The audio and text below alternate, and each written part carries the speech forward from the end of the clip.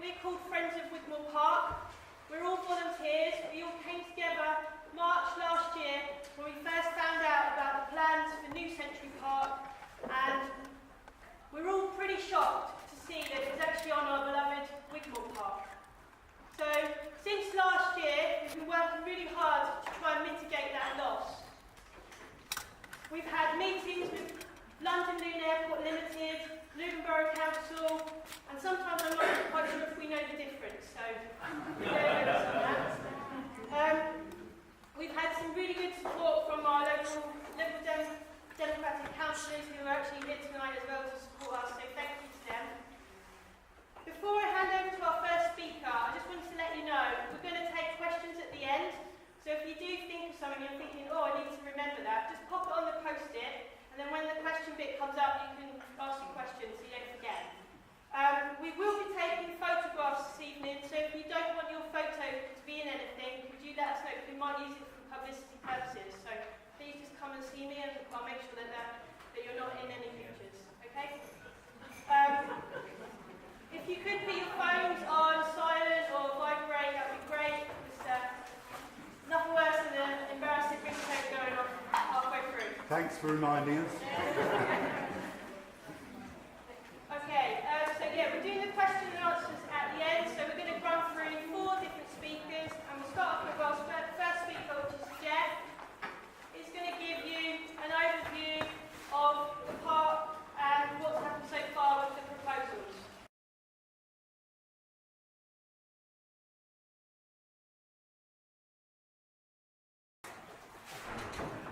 Okay, thank you ladies and gentlemen. My name is Jeff Morgan. I'm a committee member for the Friends of Wigmore Park. I'm also the person, what's that? Your minimum. I'm also the person that organises the Wigmore Park monthly dog walk. Right, the reason we are all here today is the proposal by London Luton Airport and the Council to replace our beloved park with an extension of this.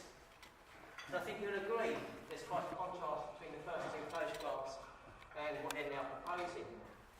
So how did we reach this point in time? Next one. Right, so this is the first proposal we saw. We saw this last August. For points of reference, we have the sports pavilion here, the car park for the sports pavilion there. That's where we use when we sort of come into the park. That's the car park we all use. We have the Wigmore Park boundary, which is here. We have the dual carriageway that's coming in from New Airport Way, which is this road here. And we have a link road to Eaton Green Road, which is here. This field over here was the original location for Century Park. This was given planning permission some 20 years ago, but it was never built.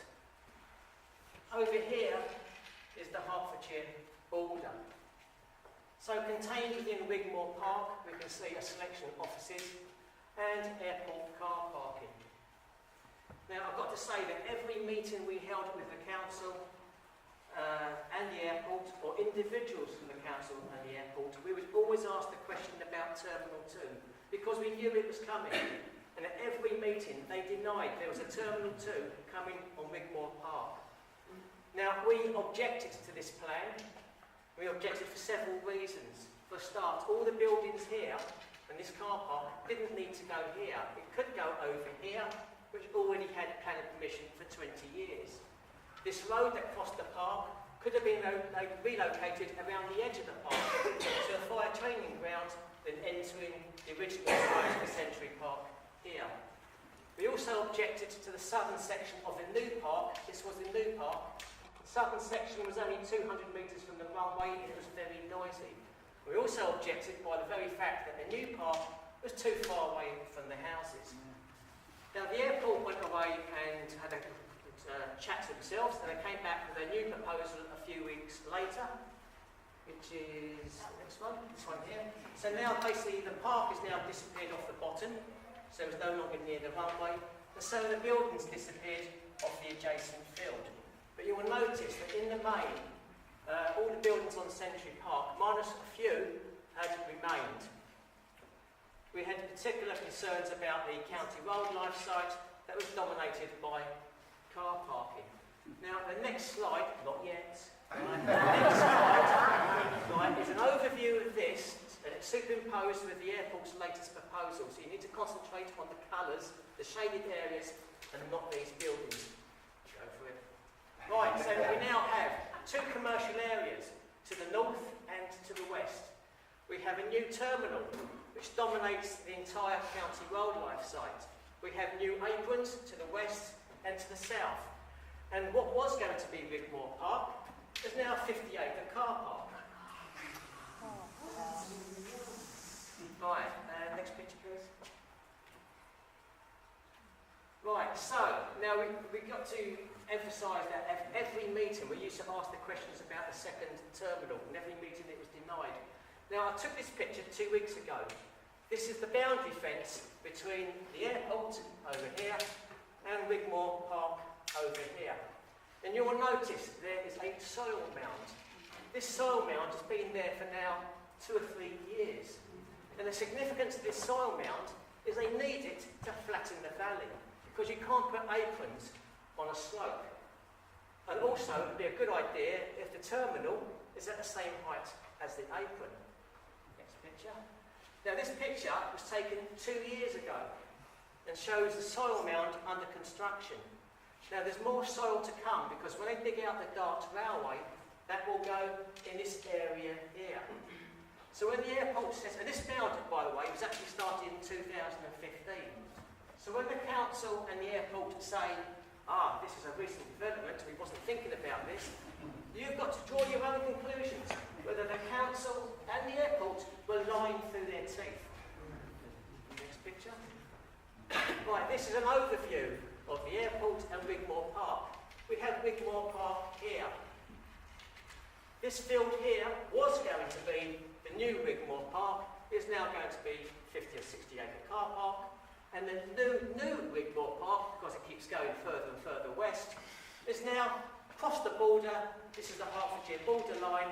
It is now in Hertfordshire. And the reason it's in Hertfordshire is because Luton have run out of land. So, points of reference. Here we have the golf place, the golf range, and that is Oliver's, the agricultural people. So they will overlook the new Wigmore Park, which will be this field here. Now the new approach road, which will be the dual carriageway, will come through the back of the airport to New Airport Way. Next picture. Right, now on the planning application, there's no mention of the buildings that need to be knocked down to put the new dual carriageway in. But the planning inspector has picked up the fact that 17 buildings need to be demolished for this new dual carriageway. This just happens to be the first building. It is a major building, it is on Airport Way. And the plan here is that you need to build a bridge or a viaduct that will cross the front of this building. Next picture. These other buildings here will also disappear as the road will go right through it. This building here is only 5 years old, it's also set to go. This particular building here is of interest to me because I've just had a new bathroom fitted, and the company who put my bathroom in was based in this building until they was forced to leave by the airport. Next picture. Now once they get possession of a building, it allows them to put a sign up like this. This is an application from London Luton Airport Limited to the council to demolish building 106. The application was actually signed by a gentleman called Anthony Aldridge. Anthony Aldridge actually works for the council. So this is the council applying to the council to demolish the building.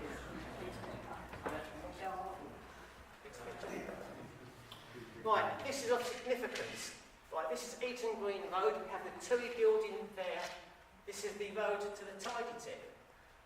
The airport want to change this and turn it into a major road junction. The road junction will go opposite Keble Close. It will be controlled by 4-way traffic lights because they're expecting so much traffic. The reason why they want to open this access route up is because of this. This is a screenshot taken at 5:30 in the morning. And if you go to Google Maps and go down the right-hand side and click on traffic, you will get a live traffic report. So this is at 5:30 in the morning. We have the terminal up here. We have Luton Airport Parkway there, and we have the railway line going through there. So if you get to the terminal around 5:30 in the morning, and you get to the end of this queue, it takes approximately 1 hour to get from there to there. And this is where the terminal that's handling 16 million passengers a year, and the airport proposes to put 38 million passengers. Most of them passengers will come via this route. Now, if you're a person who lives in Hitchin or Harpenden, you'll come down Vauxhall Way, past the Vauxhalls, you'll turn left here at Kington Road, and then you'll join the queue here. Now, if the road at Eaton Green Road isn't built, if you want to go to the new terminal via the new road, you'll have to join this queue here, fight your way to the top, go round the roundabout, come back down the hill, then there's going to be a road junction here with a right-hand turn if you come from this direction. This will be a dual carriageway that will take you over to Wigmore Park. Next picture. Right, so this is the junction we're talking about. So this is Eaton Green Road. This is the TUI building roundabout. So, and this is the link road onto Wigmore Park. The new terminal is down here.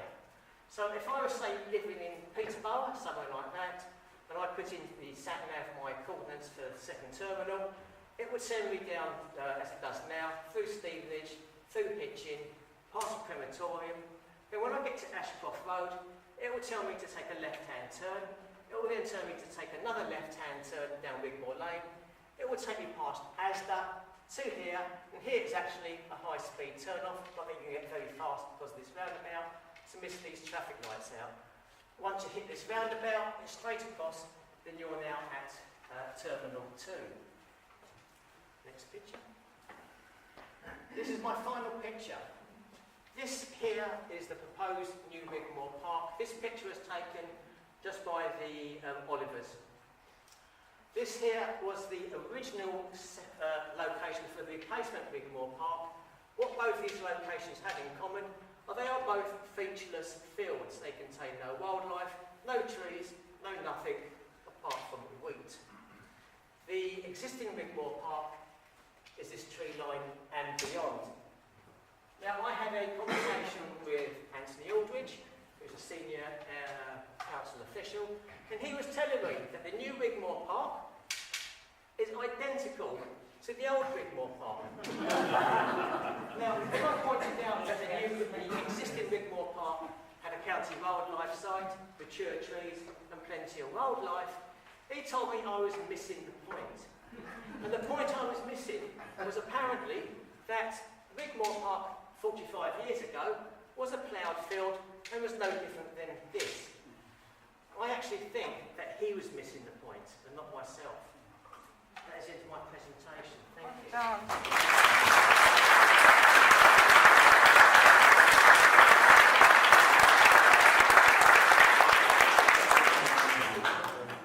Okay, Scott is our second speaker. He's going to give you an overview of the wildlife aspect of the current Wigmore Park.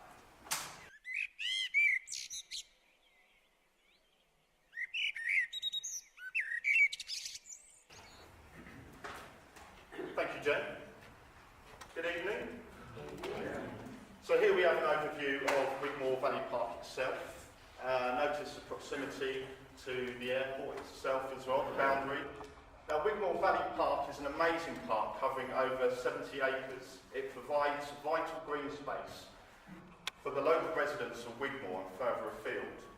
Wigmore Valley Park, with its hundreds of trees, helps reduce local pollution by acting as a natural buffer separating the airport from the surrounding area, helping mitigate pollution from the airport. The park also locks in hazardous materials from the old landfill site that lies underneath. The park has had over 3 decades to flourish to become what it is today, a wildlife haven.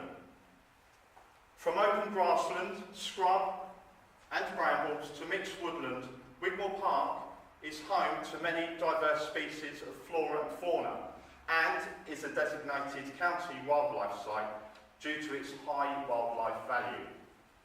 Wigmore Park is rich in invertebrates, especially insects, This is a longhorn beetle here, with many species of beetles, as you can see here, bees, moths and butterflies that help pollinate local plants and provide a vital food source for many mammals and birds found here also in abundance. Wigmore Park has a seasonal pond where frogs spawn, and even smooth newts were recorded earlier this spring. Wigmore Park is also one of the most significant sites in South Bedfordshire for orchids, with over 4 species growing here, numbering in their thousands. Wigmore Park has 2 species these are bee orchids. Go to the next one, please. We have a common sway blade on the left, and on the right we have a pyramidal orchid. We have the common spotted orchid on the left-hand side, and on the right-hand side we have a common spotted orchid hybrid with a southern marsh orchid.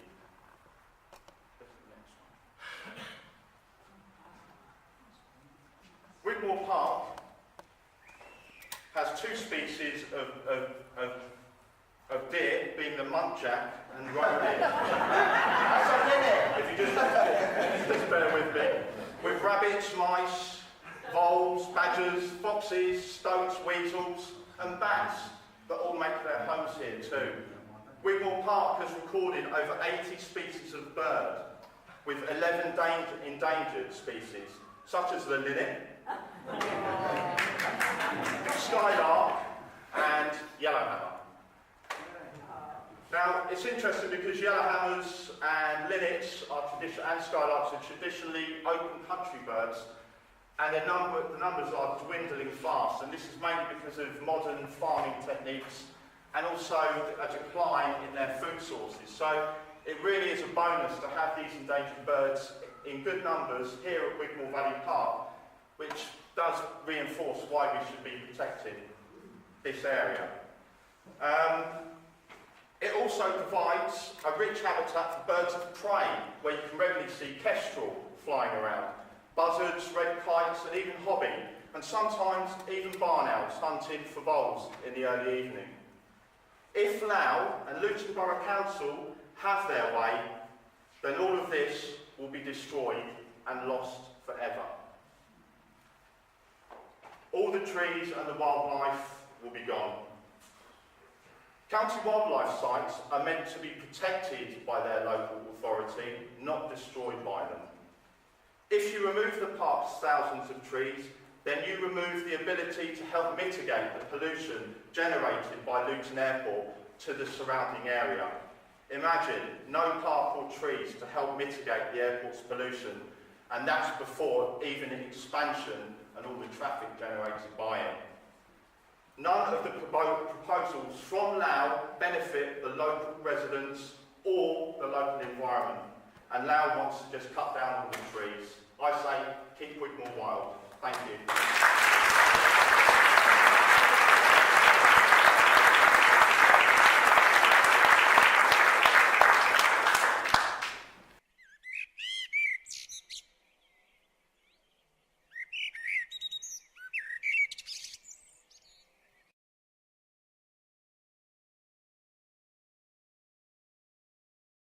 First speaker is Carolyn, and she's going to talk about the dangers of the proposal, particularly what lies beneath, and also the sort of legal side of it. So I'm going to talk about the work that I've been doing in the last 2 weeks, trying to get some serious answers from the council on matters such as public indemnity insurance. Do they have insurance to be doing these boreholes all over our park?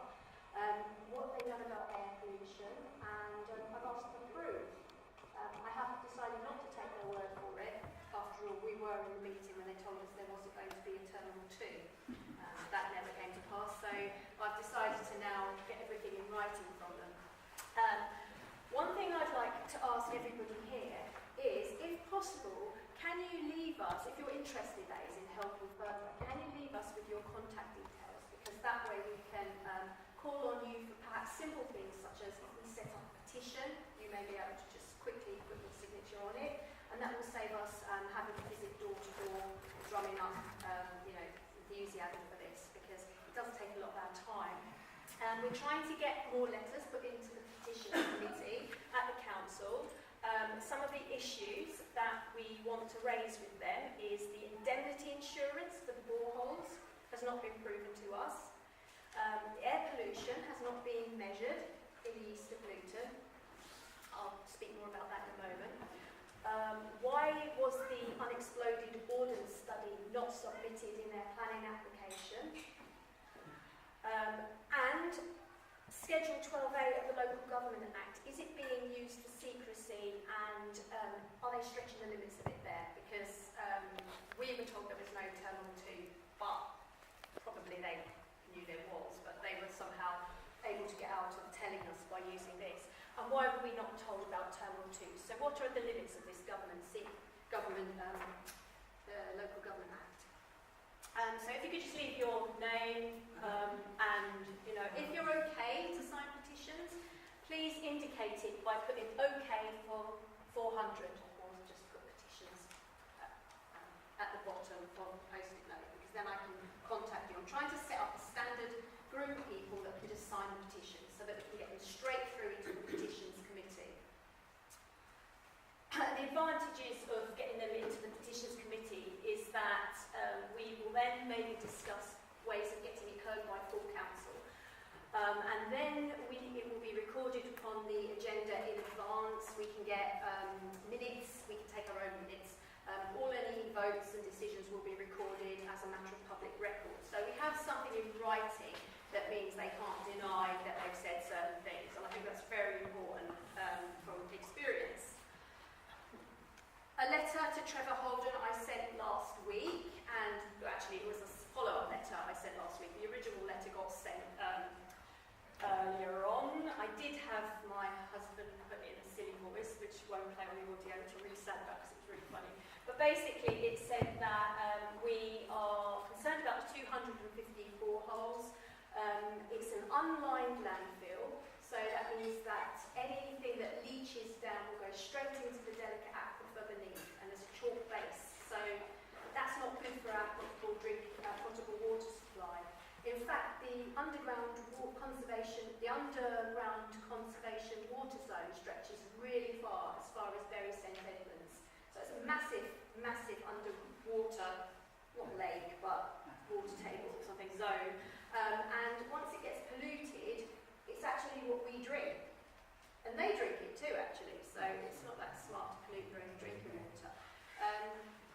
Right, now, I expected better of them. I put in several letters, actually, and all I got told was to stop writing so many letters to so many people, because I was using up council resources. And they still have not provided me with the public indemnity insurance I requested. The only thing I was able to find was some public liability insurance, which was just the standard stuff.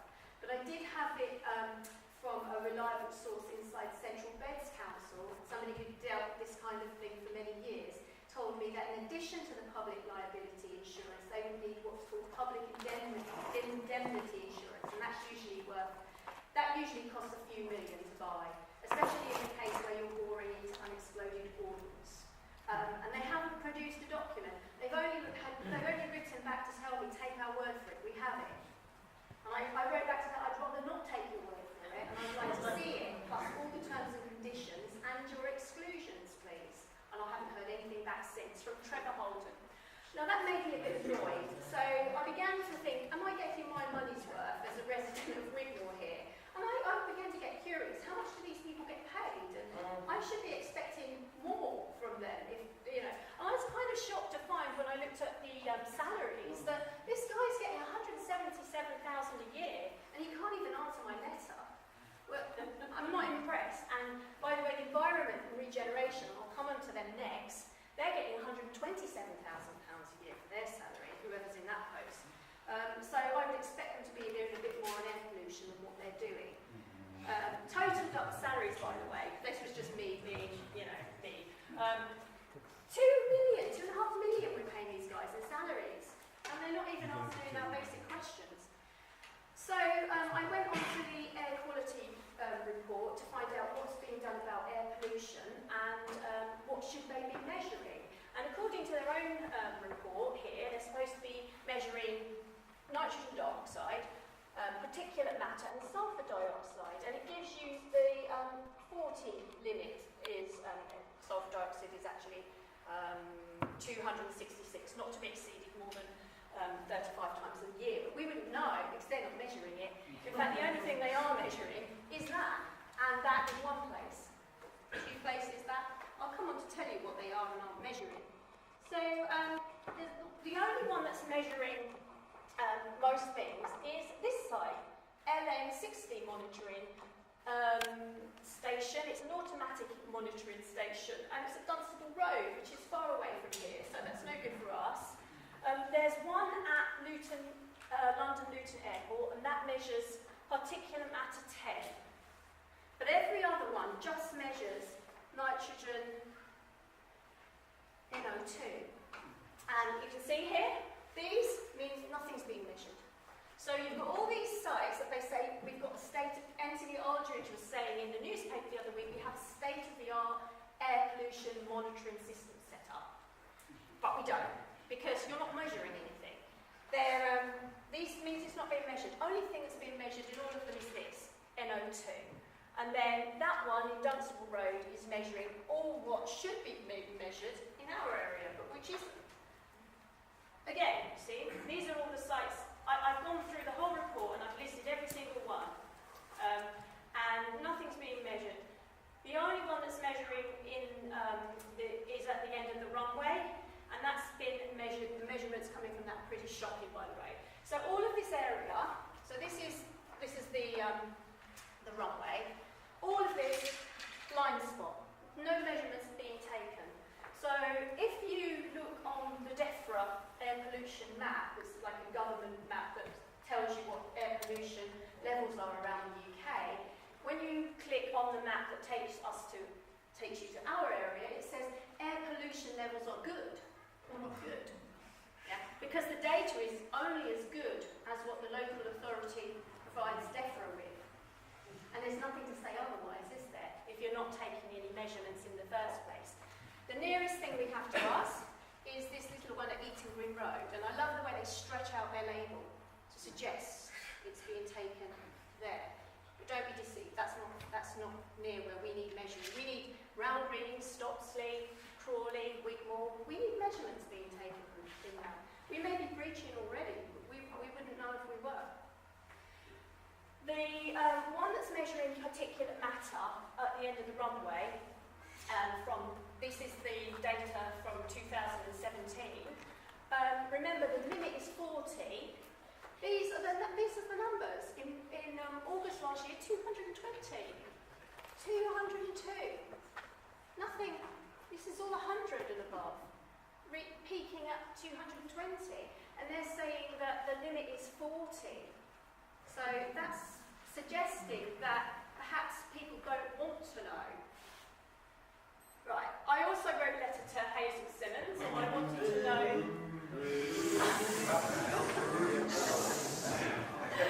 I wanted to know why are you not measuring? And I felt, I said as a leader of Luton Borough Council, you must be concerned as I about your future property and personal wealth. This is actually a funny voice. Anyway, she's never replied. None of them have replied to me. Finally, what are the internal effects of air pollution? It's a pretty disgusting picture, I know. Not that, this, right? That's even more This is a lung with emphysema, and this is a healthy lung. And they are actually doing a study on children's lungs in Luton at the moment, to see what are their lungs, what conditions are their lungs in internally. And I think that they need to show more responsibility as a council. And this isn't good enough.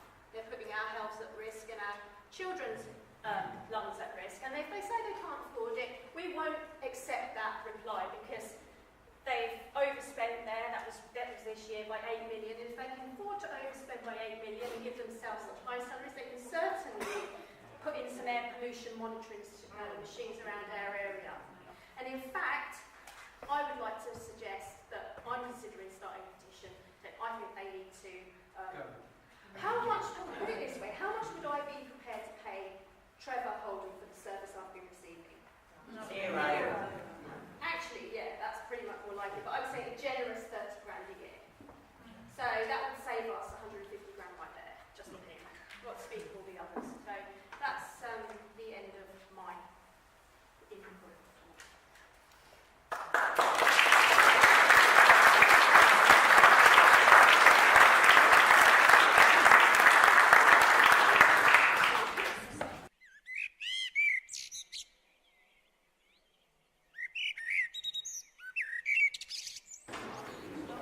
Okay, our final speaker of the evening for the formal part is David, and he's going to give us a bit more on pollution around health and noise.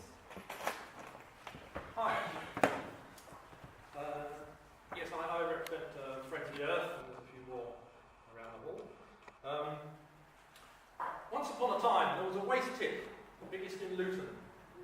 Every kind of toxic waste was dumped there. A big new estate was built that needed a park, and thoughtful council officers covered it with a thin clay layer.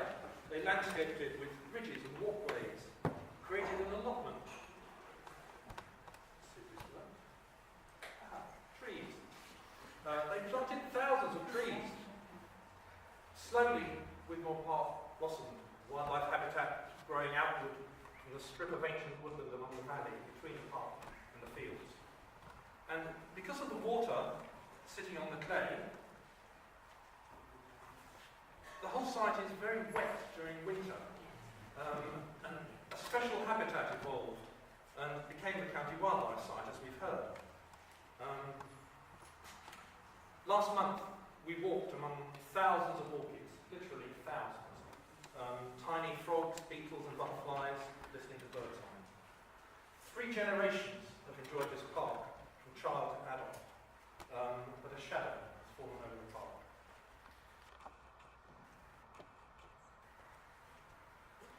The county wildlife site is shown in green. There's a red arrow, which seems to have disappeared, which is here, on the local plan, pointing there, pointing towards. It indicated the road across the park to the fields beyond, which had planning permission for offices, the Century Park fields. The plans have turned out to be far worse. First, 5-storey offices and airport car parks all over the park, destroying some of the wildlife area. Then the dual carriageway through the airport to a big roundabout, which we've seen a diagram of, heading to Eden Green Road, against a policy in the new local plan, brand new plan. And now a new terminal, completely destroying the county wildlife site, with car parks right across the ancient woodland. That little strip along the north of the park, that's all we'd be left.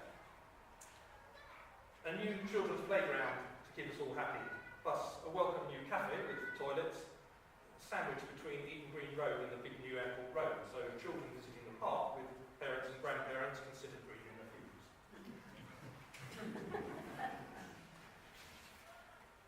The road would pass just the other side of the tree in the slide. It's a longer walk to the fields, where they wouldn't find any wildlife. No, Wigmore Valley Park cannot be re-provided further east. It was created to be near people's homes. It's not a box on a diagram, it's something real and important.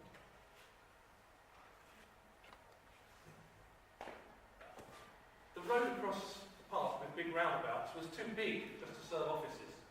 It led towards new housing in Hertfordshire and fitted old maps of a road to the A505 as part of the council's plan for a Luton M25. That goes back to 2008. I think you can see the road projected round on the right there. Housing in Hertfordshire. Another current exhibition shows a road across North Luton from the M1 to the A6, which is already gridlocked in peak hours.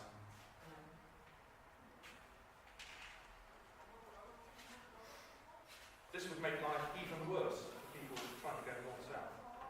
4,000 new homes, built on Greenbelt, ruining the countryside. And the only missing link from Luton's M25 is the area of outstanding natural beauty of Walden Hills. Around that bit, where no housing is allowed.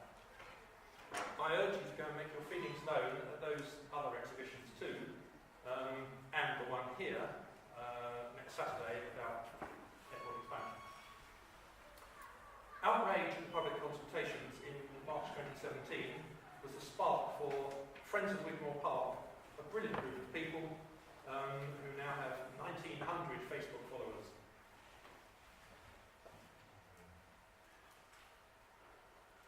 Last August, we held the big picnic in the park with about 200 people, and we were on TV. There we are, marching. We need our park. Oh, who's there?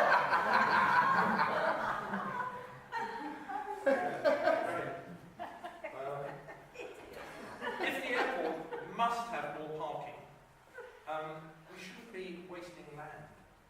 Why not a multi-storey car park at Eton Green Road, Airport Way Junction, or at Kimpton Road, where they're, blitzing the place. While cars and lorries would have gone through a tunnel under the airport originally, which is why nothing happened in Century Park Fields, this is a map from 2008 of the proposed public transport route inside the airport boundary. This is Wigmore Park. Not there. Joining the tunnel to Century Park Fields.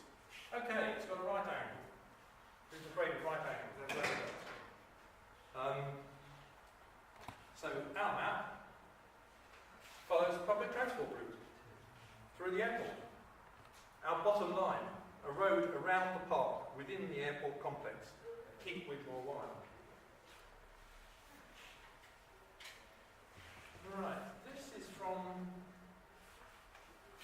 Luton Labour News, Spring 2018. Oh look, we own the airport.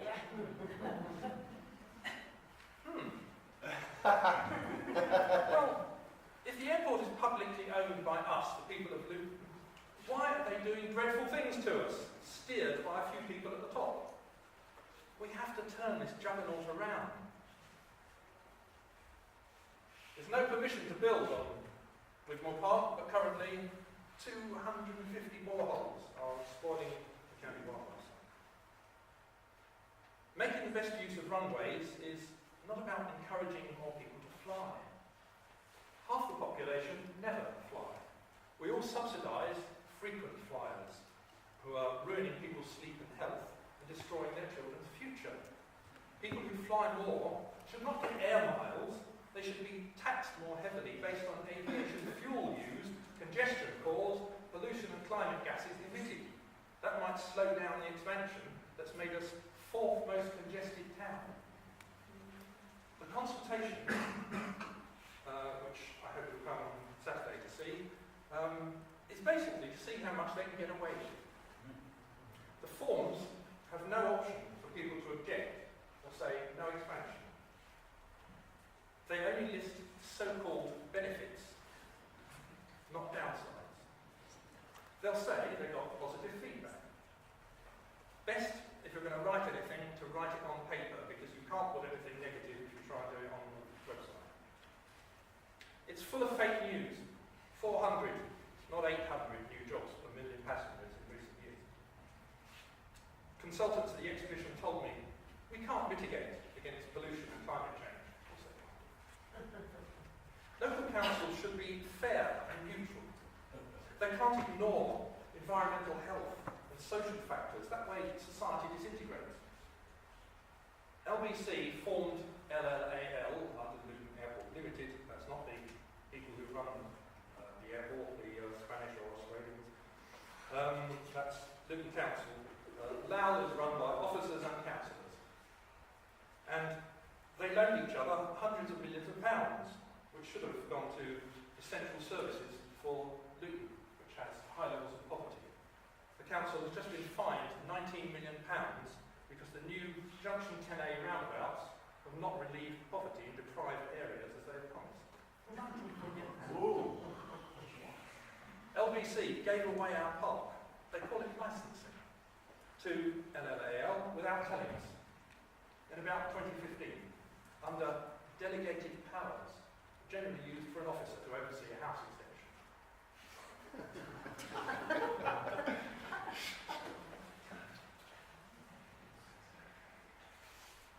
The park is a vital noise barrier between the airport and people's homes. Silent periods are vital to all of us. It helps mental and physical health. We need quiet periods to reflect, learn and achieve balance, and to sleep. The World Health Organization says noise is second to air pollution in terms of sustained stress. Wigmore Park is a place to escape noise, connect with nature, seek peace. Planes are far enough away that most of the time you can screen them out. And planes won't get quieter. Most are modern already. As they get bigger, they get noisier. Getting planes to higher altitudes hasn't happened. The airport considers night lasts only from 11:30 to 6. I need 8 hours sleep, I don't know you. Night flights are doubled. Congestion.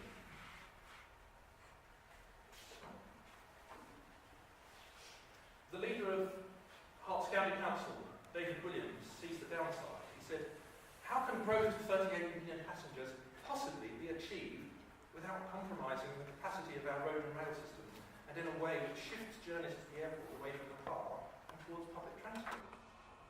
In 2013, LBC gave themselves permission to expand the airport from 9 to 18 million passengers.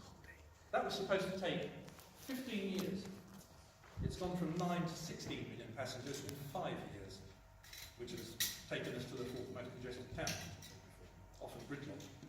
Luton used to be a popular, convenient little airport, but roads and building have been chaotic at the airport and complaints have rocketed.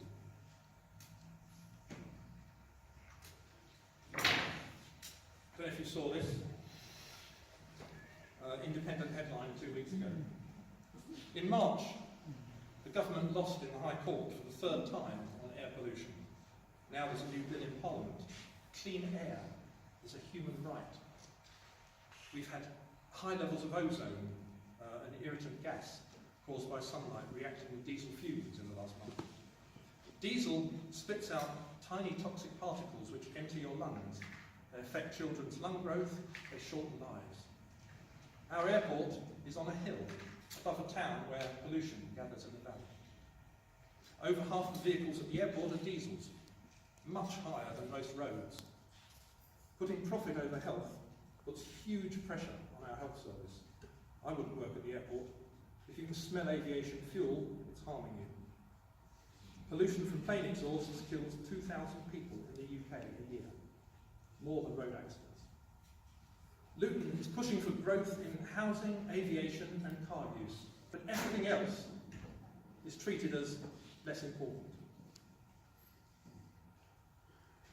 Like Wigmore Park, which is a vital, not only for noise, a pollution barrier protecting our health. Every million airport passengers brings a million new vehicle journeys, and people sit in more jams, breathing in killer fumes.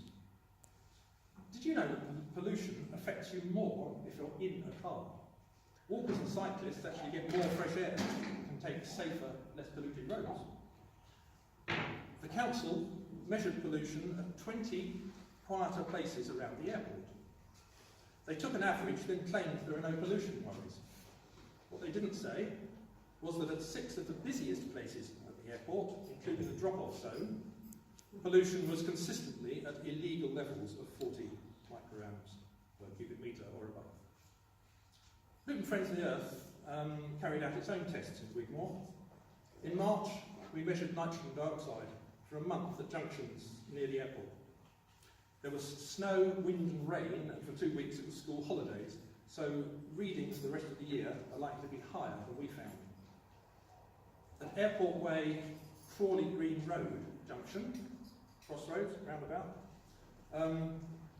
where hundreds of school children cross daily, pollution was at illegal levels. Several other junctions were close to illegal. The dual carriageway through the airport would feed traffic via a huge roundabout inside Wigmore Park onto Eton Green Road, which is against the brand new local plan. That would cause new wrap runs, as Jeff mentioned, and quickly push air pollution levels again over the legal limit. Monitoring point, I think you might have mentioned this, near the M1. It's installed by the government agency DEFRA on the A505 between the M1 and the PC World roundabout. That's measured air pollution constantly, hour by hour, since 2015. And in the morning peak between 6 and 9, pollution levels are regularly 3 and sometimes 4 times the legal limit. I wouldn't want to be regularly commuting and sitting in traffic then. Pollution from cars and vans costs nearly £6 billion in damage to health each year in the UK. It causes long-term diseases like asthma, bronchitis, leads to stroke and heart failure. You saw the gory slide that you showed, cutting years off people's lives. Please, if you're getting rid of your diesel car, look for a hybrid, electric, or a car that does 80 miles a gallon of petrol. Air pollution, mainly from traffic and planes, kills 6.4 people in every 100 deaths in Luton. In January 2014, I asked all 40 Luton doctors' surgeries to sign a petition to government, objecting to the increase to 18 million passengers and doubling night flights.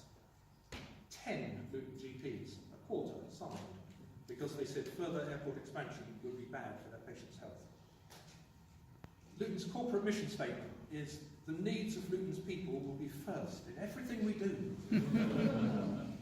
Well, to improve health and promote healthy lifestyles, the council should protect trees, plant more street and park trees, act to stop people destroying front gardens, and follow Cambridge and other councils in giving firm design guidance on including trees, including fruit trees for the community, at the start of every project, every development project, any project they're starting.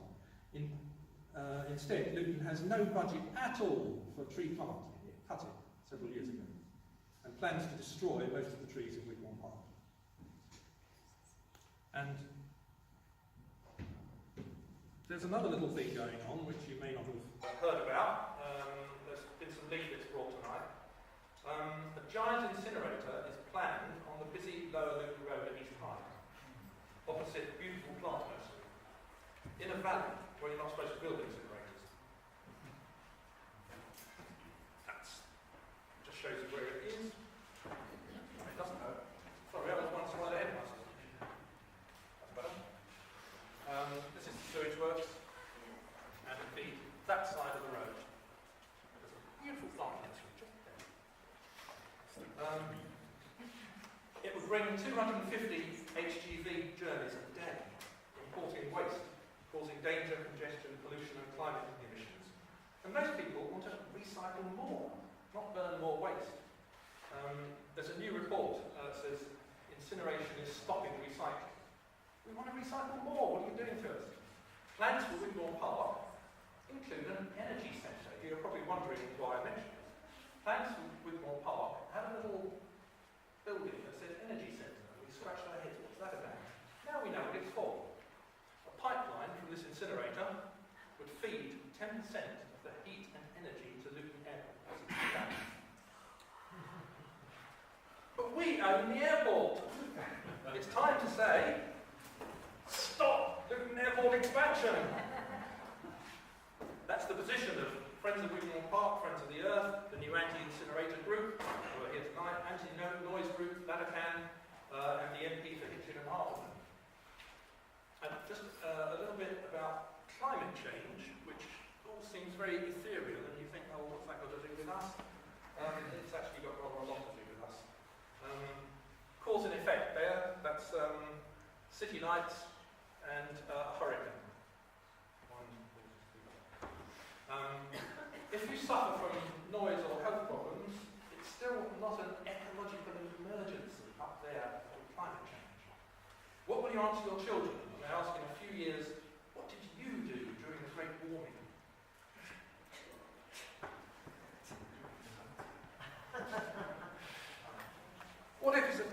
jokes and we create a better world for nothing. Don't hold the money now. We have to spend on preventing climate change, which is going to really muck up our children's lives. In the late 90s, Luton Airport was using 22% of Bedfordshire's consumption. Probably a bit more than that now, I suspect. To quote the anti-noise group LLAL, aviation is the fastest growing source of greenhouse gases, as well as exporting jobs and money overseas on cheap holiday flights. We encourage people to start thinking about flying responsibly for the sake of future generations. And that's the grandson of one of our people.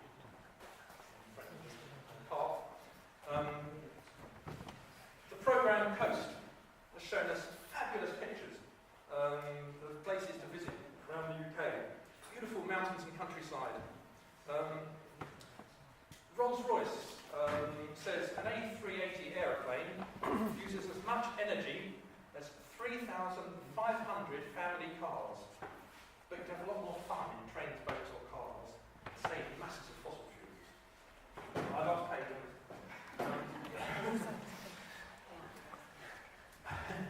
I spent a year working in Iraq. How did I get there? I decided it would be the experience of a lifetime, and I drove there and back. I gave up flying in 2005 because of climate change. Luton, irresponsibly, closed its climate team, but aviation is the fastest growing cause of climate change. Luton is the fastest growing airport in the UK. So, Luton is the fastest growing cause of climate change in the UK. Scientists tell us climate change would wipe out humanity this century unless we act swiftly. If only for our children. We should care much more about this and act to reverse our contribution to this massive problem. So if we let Luton keep on growing the airport, it may be too late. Do we want to save our park? Yes. Do we want to stop more congestion? Yes. Do we want clean air? Yes. Do we want a safer world for our children? Yes. We can't do it unless we're also vocal in the campaign to stop airport expansion.